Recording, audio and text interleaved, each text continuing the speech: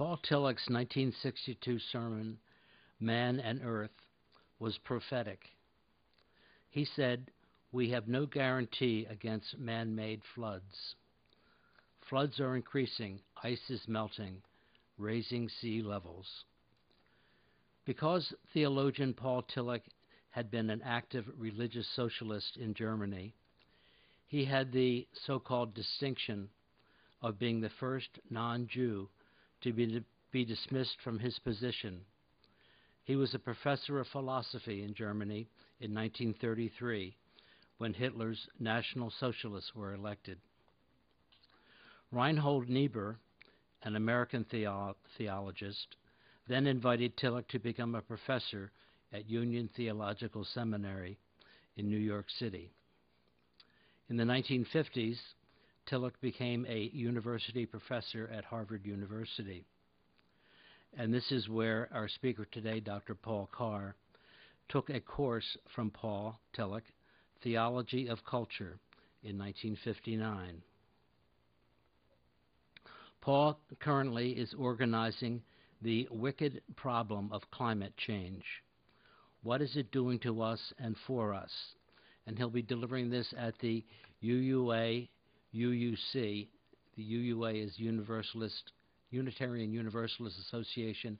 UUC is the United Church of Christ on Star Island in New Hampshire this summer, June 24th to June 30th. And everyone is welcome if you'd like to go. It's a beautiful old conference center right off the coast of New Hampshire. So help me welcome today my friend and member here at MUF, Dr. Paul Carr. Thank you, Bill. Thank you. Thank you. A little more. Yeah, just move things here. Just maybe set myself a little more set up here. Well, good morning.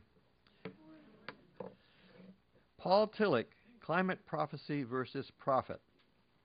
Paul Tillich's sermon, Man and Earth, delivered in 1962 at the Harvard Memorial Church, was prophetic. He said, "It is possible that the earth may bear us no longer. We ourselves might prevent her from doing so. No heavenly sign, like the rainbow given to Noah as a promise that there would not be a second flood, has been given us. We have no guarantee against man-made floods." Now, the biblical passage to which Tillich was referring was in Genesis 9, and I was planning to read that to you, but I don't seem to be able to find it in my notes here. Could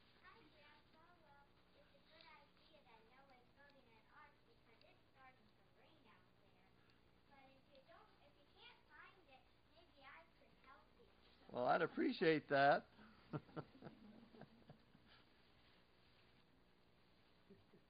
Genesis chapter 9, verses 8 through 13.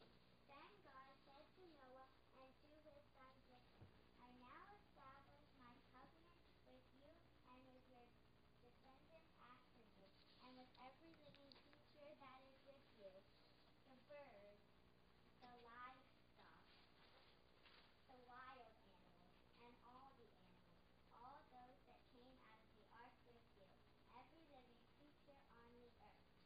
Then God said, this is the sign of the covenant I am making between me and you and every living creature that is with you, a covenant for all generations to come. I have set my rainbow in the clouds so that it will be a sign of the covenant I am making between me and the earth.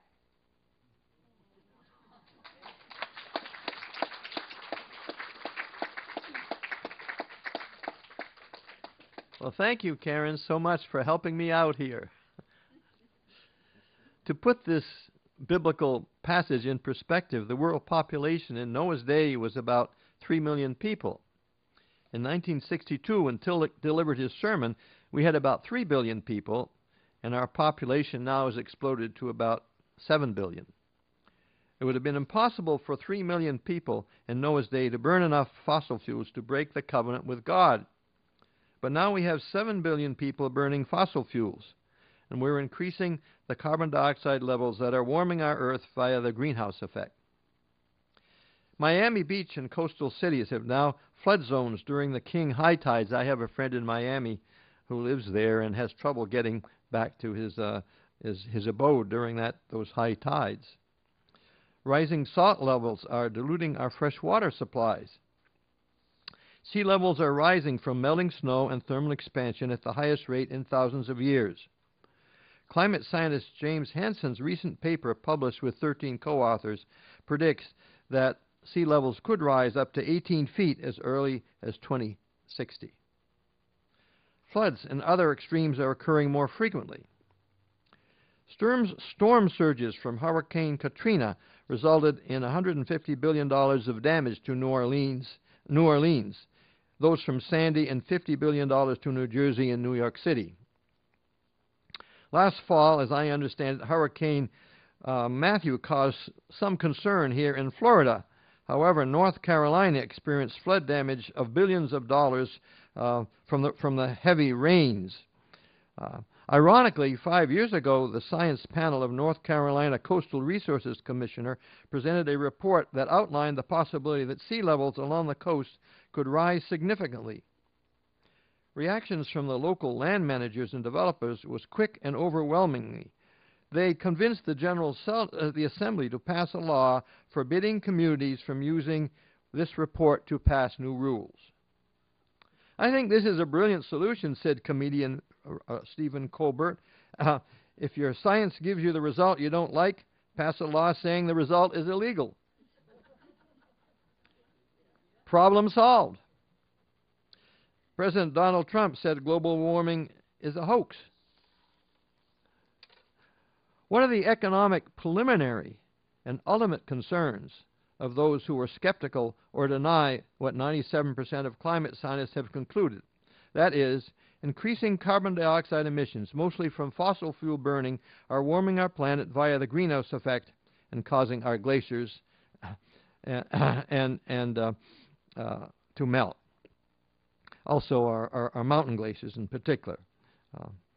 Climatologists like Michael E. Mann have had their integrity perniciously attacked. This was for participating in the UN Intergovernmental Panel on Climate Change, IPCC, that was awarded the Nobel Peace Prize along with Al Gore in 2007. They have been subject to congressional and criminal investigations. Death threats have been made.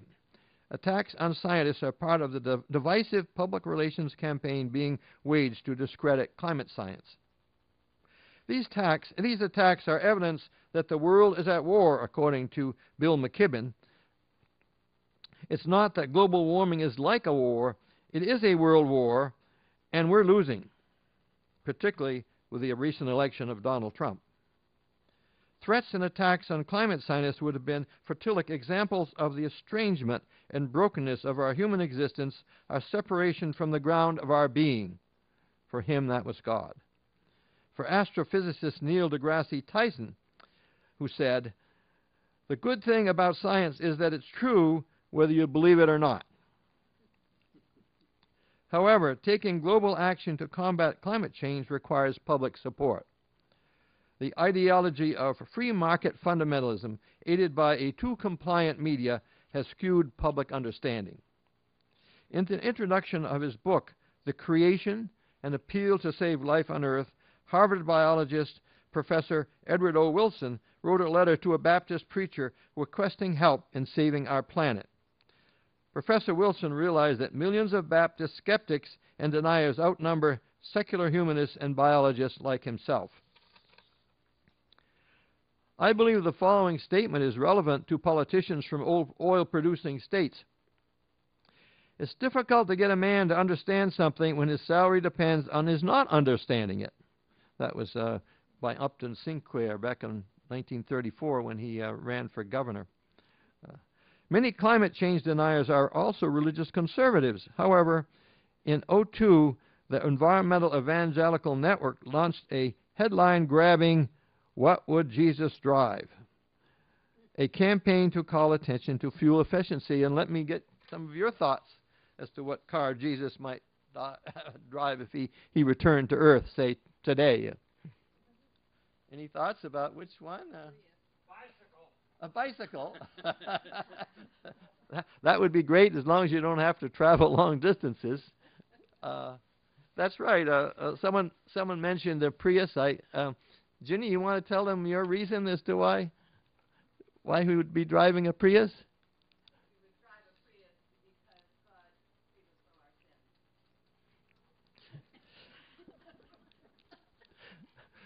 Thank you, Ginny. The people who started this campaign, their answer was he would have driven a Honda Accord, and the reason is biblical. It says in the 2nd chapter of Acts that all the disciples were together in one accord.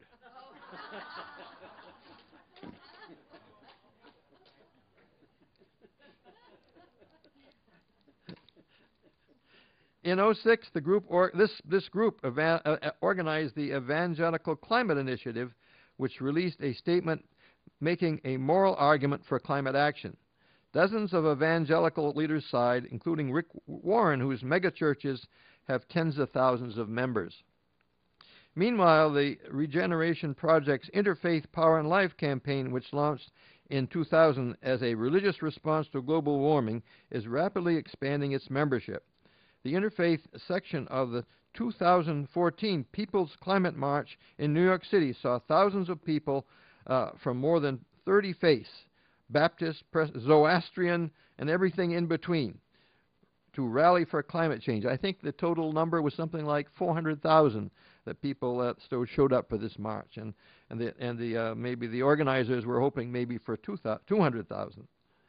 The World Council of Churches, representing hundreds of millions of Christians, has committed to divesting its multi-million-dollar endowment from fossil fuels. In December, at December's 2015 Historic Climate Summit in Paris, there was a morning worship groups, Vatican negotiators, an exhibit at Notre Dame Cathedral called Ode to the God's Creation. None of this was really on the horizon 20 years ago, says Mary Evelyn Tucker, co-director of the Forum of Religion and Ecology at Yale University. There's been an explosion. However, since the fall of 2015, we started to lose ground. In 2015, 76% of Americans believe that climate change was occurring and we should do something about it. Recent results of the University of Texas at Austin poll concluded that this has dropped slightly to 73%.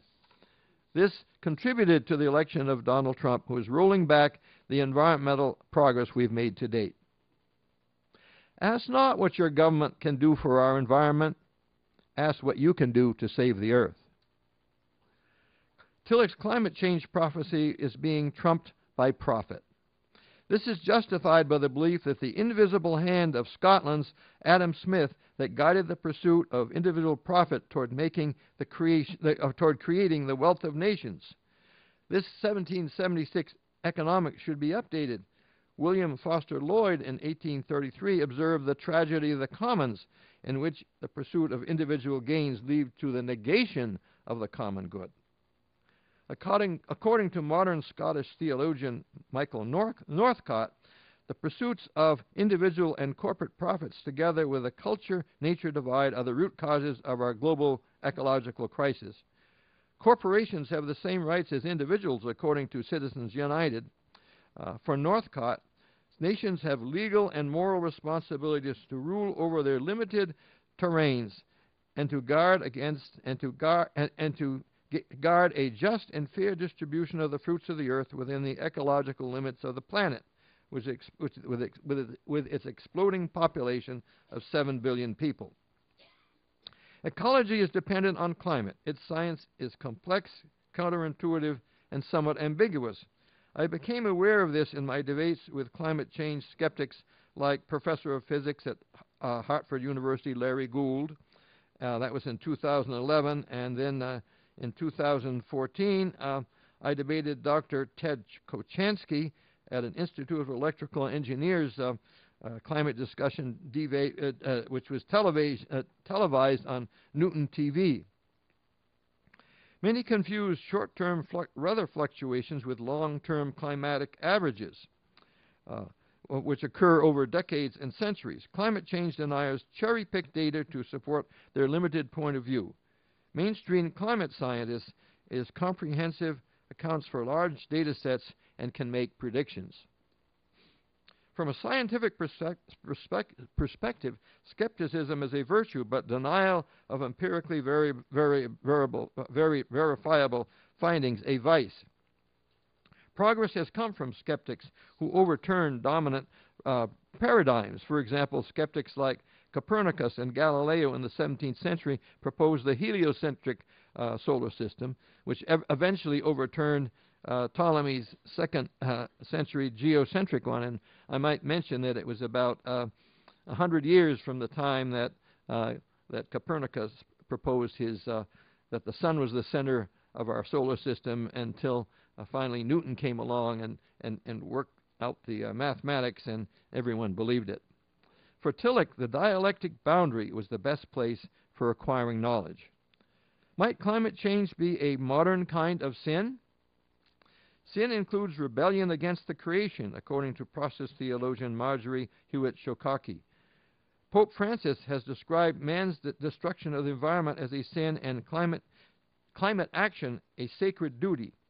For climate deniers who do not want to do anything about climate change, their sin would be one of omission rather than commission. For those who make death threats, their sin would be one of commission. Sin for Paul Tillich was separation and estrangement from our life-supporting earth. Sin is evidence of our finitude, our limited ability to comprehend comprehend complex, ambiguous issues. For Tillich's colleague Reinhold Niebuhr said, quote, "No virtuous act is quite as virtuous from the standpoint of our friend or foe as it is from our standpoint," unquote. Therefore, we must be saved by the final form of love, which is forgiveness, end of quote. Since, quote, "all have sinned and fallen short," as in Romans 3:23, climate change activists should be love deniers by listening and talking with them.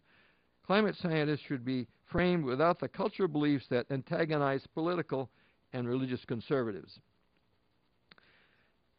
Tillich lamented the loss of nature as a divinely created sacrament, leading to capitalist materialism as a quasi-form of religious idolatry.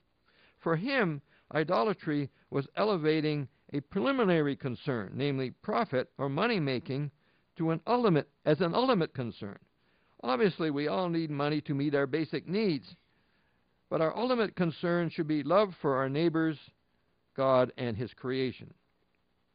For those whom money-making is an ultimate concern, they never have enough. In his climate-changing prophecy, his ultimate concern for God's creation trumped profit. Trump's book, The Courage to Be, is hopefully giving strength and support to climate scientists like Michael Mann. They have been threatened for their scientific findings about global warming. For Tillich, the power of love is stronger than the power of death. Tillich believed in the Protestant principle as prophetic and critical judgment against idolatry. He believed in Catholic substance, tradition, and liturgy as the concrete embodiment of the divine. Tillich would have been supportive of Pope Francis's belief that we have a moral responsibility to bequeath a habitable planet to future generations. Pope Francis enjoins us to stop plundering our planet for profit, with the poor suffering the most. Our sister, Mother Earth, now cries out because of the harm we have inflicted on her by our irresponsible use and abuse and the goals with which God has endowed her. Tillich's 1962 prophecy about rising seas came true. Rachel Carson published Silent Spring that same year. Let's encourage everyone, including Donald Trump, to watch the National Geographic movie, which is available on YouTube, which is called Before the Flood. It shows how the Eskimos up in the north, their livelihood is changed due to the rapid warming, which is the North Pole, the Arctic is melting, is warming twice as fast as the rest of the Earth.